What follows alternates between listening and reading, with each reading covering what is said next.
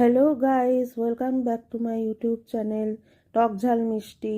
আমি বলেছিলাম আগের ভিডিওতে আমরা পুরুলিয়া যাব, তোমাদের সাথে অবশ্যই শেয়ার করব আমি আমার যাবতীয় যা যা করি, ব্লগ বানাই সেগুলো দিয়ে। আমরা 13 তারিখ অনেকটাই বেলা হয়ে গেছিলো আমাদের পুরুলিয়া যাওয়ার জন্য, ওই জন্য অনেকটা রাত হয়ে গেছে। তোমরা দেখতে পাচ্ছ আমরা জঙ্গলের ভেতর দিয়ে কিন্তু যাচ্ছি। পরের দিন আমরা সকালবেলা যে গেস্ট হাউসে উঠেছি, বাইরেটা একটু দেখার জন্য আমি ভিডিও করছি। বাইরেটা ঠিক গেস্ট হাউসের এরকম ছিল।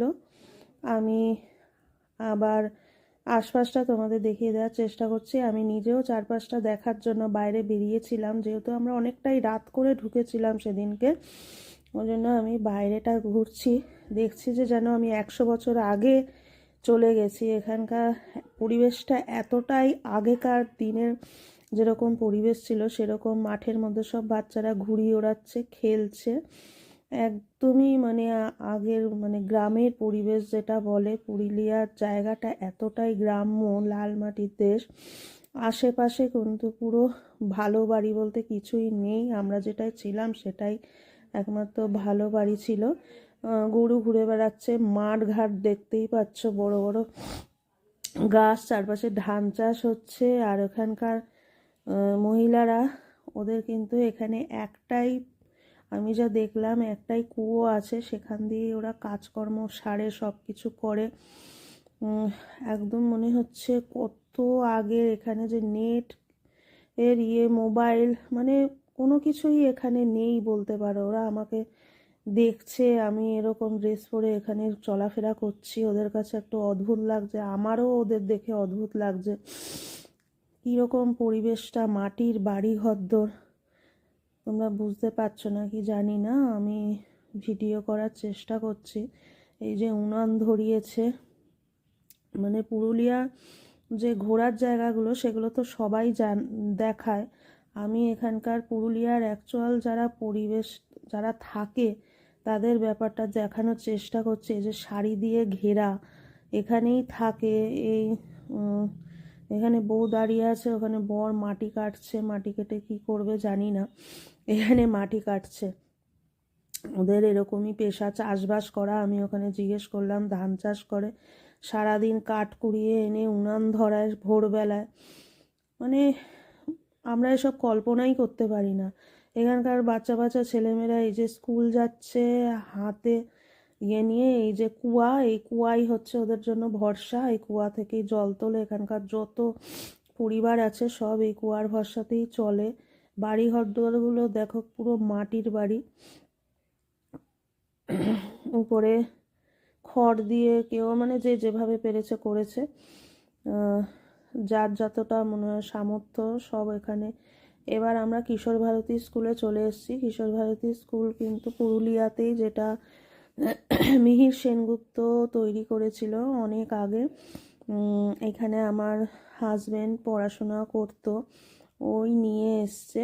ও অ্যাকচুয়ালি নাগের বাজারে করতো। এখানে মিহির সেনগুপ্ত একটা জায়গা, অনেকটা জায়গা নিয়ে কাজ করেছিলেন, সেই জন্য এখানে আমাদের নিয়ে এসছে কিশোর ভারতী। এই যে বাচ্চারা দেখো টুলে গাছের তলায় পড়াশোনা করছে, যে আমাদের এখানে আমরা চিন্তাই করতে পারি না, আমাদের ছেলেমেয়েরা সব চিন্তাই করতে পারে না। এখানে গাছ দিয়ে সুন্দরভাবে সাজানো আছে, অনেক বড় জায়গা। আমি তারপরে বেরিয়ে এসে মুখোশ গ্রামে চলে এসেছি। মুখোশ গ্রামে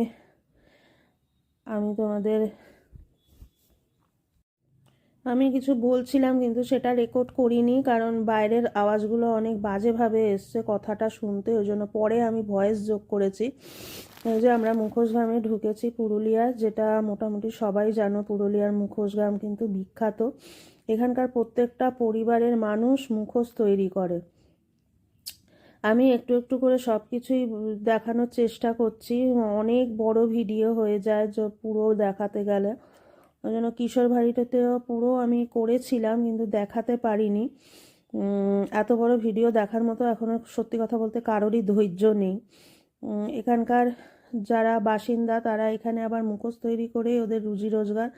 আমাদের মতো যারা শহরের মানুষজন, তারা এখানে গিয়ে মুখোশ কেনে আবার এই যে ছৌ নাচ, আরও কী সব সব কুচিপুড়ি নাচ, অত নাচের সম্বন্ধে আমার আইডিয়া নেই।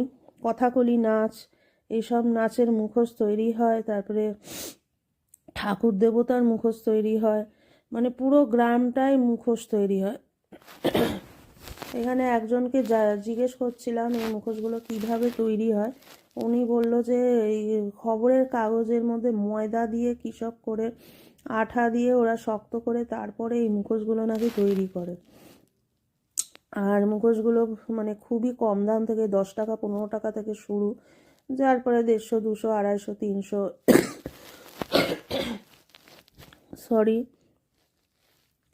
এরকমভাবে সব মুখোশ বানানো হয়।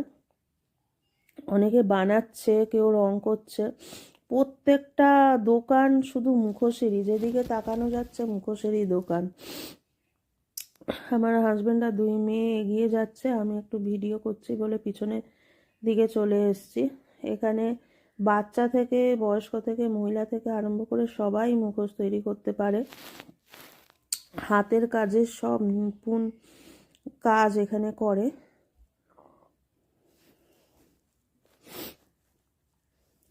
আমি তোমাদের সাথে একটু দেখানোর চেষ্টা করছি। জানি পুরুলিয়ায় গেলে তো সবাই এই মুখোশ গ্রামে অবশ্যই গিয়ে থাকবে। পুরুলিয়ায় আমরা শীতের সময় গেছিলাম, এই সময় কিন্তু 6-7 টেম্পারেচার ছিল, কিন্তু বাইরে বোঝা যাচ্ছিল না, রোদ তো প্রচণ্ড। সেই রোদের মধ্যে অতটা ঠান্ডা লাগছিল না আমাদের। এখানে মুখোশের নানান রকম ভ্যারাইটিস আছে, ঠাকুরের মূর্তি থেকে আরম্ভ করে নাচের, তারপরে অনেকে ঘর সাজায়, যে সেই ঘর সাজানোর আদিবাসী, অনেক অনেক অনেক রকমের। আর যেদিকে তাকানো যায় সেদিকেই মুখোশ, মুখোশ ছাড়া আর কোনো অন্য কোনো দোকানই নেই। তারপরে আমরা বেরিয়ে গেলাম পুরো জঙ্গলে। এখানকার লোকাল লোকদের জিজ্ঞেস করে, আমরা যেহেতু নিজেদের গাড়ি নিয়ে গেছিলাম, ওই জন্য লোকাল লোকের থেকে একটুখানি গাইড নিয়ে আমরা এখন যাচ্ছি খয়রাবেড়া ড্যাম্পে। পুরো জঙ্গলের ভেতর দিয়ে রাস্তাটা খুব সুন্দর, আগে পিছে কোনো গাড়ি নেই, শুধু আমাদের গাড়িটাই যাচ্ছিল। মাঝে মাঝে লেখা আছে আবার হাতি থেকে সাবধান, সেটা আবার ভয়ও লাগছিল, যেহেতু আমার হাজব্যান্ড আসে ওই জন্য রাস্তাঘাট অনেকটাই জানা আছে। এই যে আমরা 4 জন যাচ্ছি গাড়ির মধ্যে, এটাও তোমাদের একটু দেখালাম। আর খুব সুন্দর, মানে নিজস্ব গাড়ি নিয়ে এলে বোঝা যায় রাস্তাঘাটে এক একটা, মানে গুগল সার্চ করে করে, গুগলস তো অনেক ভেতর ভেতর রাস্তা দিয়েও নিয়ে যায়, ভয়ও লাগে অ্যাডভেঞ্চারও লাগে, সব কিছুই লাগে মিলেমিশে। সামনে সবুজ পাহাড়, সবুজ জঙ্গল, পথ হারালে কিন্তু কোনো উপায় নেই, রাস্তাঘাটে নিঝুম, কেউ নেই রাস্তাঘাটে, পুরো মানে জঙ্গলের ভেতর দিয়েই আমাদের গাড়িটা কিন্তু যাচ্ছিল। ভালোই লাগছে, ভালো লাগছে না, খুবই ভালো লাগছে। যদি যাও কোনো সময় দেখবে, খুবই ভালো লাগবে। পাহাড়, সামনে জঙ্গল, তার মাঝখানে মাঝখানে আবার ইয়েও আছে, লেকের জলও আছে,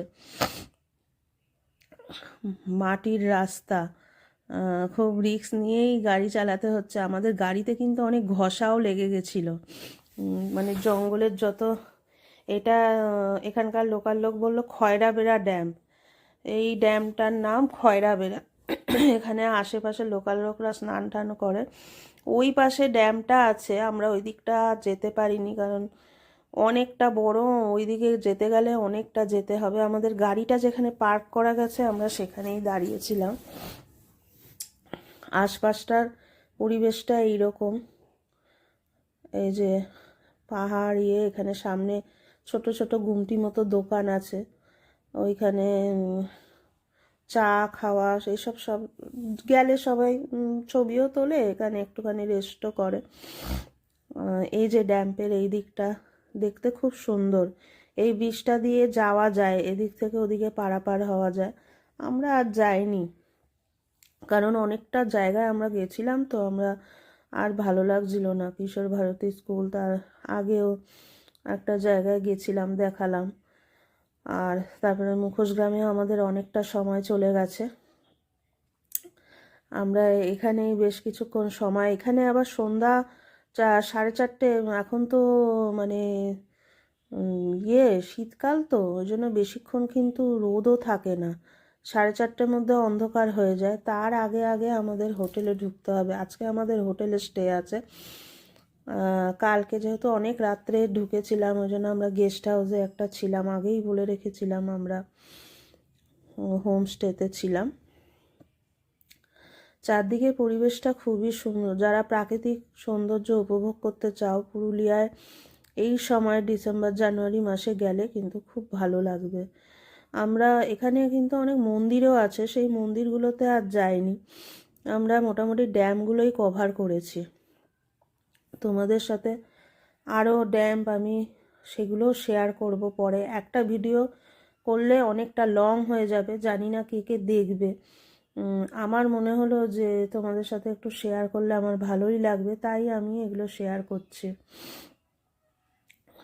ড্যামের জল, পেছনে পাহাড়, খুব ভালো।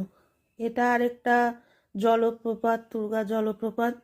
এটা অনেকটা নিচে নামতে হবে, কিন্তু নিচে নেমে এই যে দুপাশে দোকান আছে। এখানে আমার হাজবেন্ড যায়নি, আমি আমার 2 মেয়েকে নিয়ে গেছিলাম। 50 থেকে 55টা সিঁড়ি আছে। যে নিচে নামছে, আমি একটুখানি ভিডিও করেছি কারণ হাতে মোবাইল নিয়ে নামা যাচ্ছিল না। সিঁড়িগুলো ঠিক যেমনি পাহাড়ি সিঁড়ি হয় সেরকম সিঁড়ি, নামতে উঠতে অসুবিধার জন্য মোবাইলটা। এই যে আমরা নিচে নেমে এসেছি, তারপরে দেখো এই যে কি সুন্দর ঝর্ণা। যারা যাবে এখানে দেখলে ভালোই লাগবে। এখানে মানে প্রাকৃতিক সৌন্দর্য পুরো ঢেলে দিয়েছে। আমরা একটু ছবি তুলে নিলাম আর কি।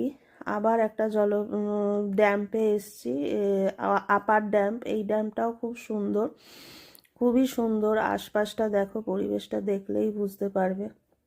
এখানের মধ্যে বিখ্যাত এই আপার ড্যামটায় সবাই আসে। এখানটায় কিন্তু ভালোই ভিড় ছিল, আগেরগুলোতে অতটা ভিড় ছিল না। সূর্য অস্ত যাচ্ছে আমরা যখন গেছি। এই মনোরম পরিবেশটা তোমাদের সাথে শেয়ার করব বলেই আমি ভিডিওটা করলাম। পরে আমি ভয়েস রেকর্ড দিয়েছি। আজকে আর কি বলবো, এটা খুব সুন্দর, যে আসলে বুঝতে পারবে। আজকের মতো এখানেই শেষ করব আমি। এরা কাড়াকাড়ি করছে কে ছবি তুলবে বলে। আমি দূর থেকে ভিডিও করছি কারণ আমার ভিডিও শ্যুট করতে বেশি ভালো লাগে। ওরা একটু ছবি নিয়ে ব্যস্ত থাকে বেশি। চারপাশে প্রচুর গাড়ি আছে। আজকের মতো এখানেই মনে হচ্ছে। রাত্রেবেলায় আবার এখানে এই যে ছৌ নাচের নৃত্য হচ্ছে, দুর্গা মানে মহালয়ার সময় যে সবগুলো হয় না টিভিতে, সেগুলো এখানে এরা দেখাচ্ছে হোটেলের মধ্যে। বাইরে এই প্রোগ্রামটা হচ্ছে। আমরা লাস্টের দিকে গিয়ে একটুখানি ভিডিও করেছি আমি। আশপাশ থেকে অনেকেই দেখছে। ওই সিংহ বধ করছে, এইসব সব যারা বাচ্চাদের পছন্দ হয়, বড়দেরও। এখানে তো এটাই বিখ্যাত, এখানকার মানে লোকাল এই প্রোগ্রামগুলো। যাই হোক, খুবই সুন্দর। আস্তে আস্তে যে দুর্গা, লক্ষ্মী, সরস্বতী সবাই চলে এসছে। খুব সুন্দর। পুরুলিয়া যারা আসবে তাদের খুবই ভালো লাগবে। পরের ভিডিও আমি পুরুলিয়া নিয়েই করব। এই ভিডিওতে আজকের মতো এখানেই আমি টাটা জানাবো তোমাদের। ভালো থেকো, টাটা।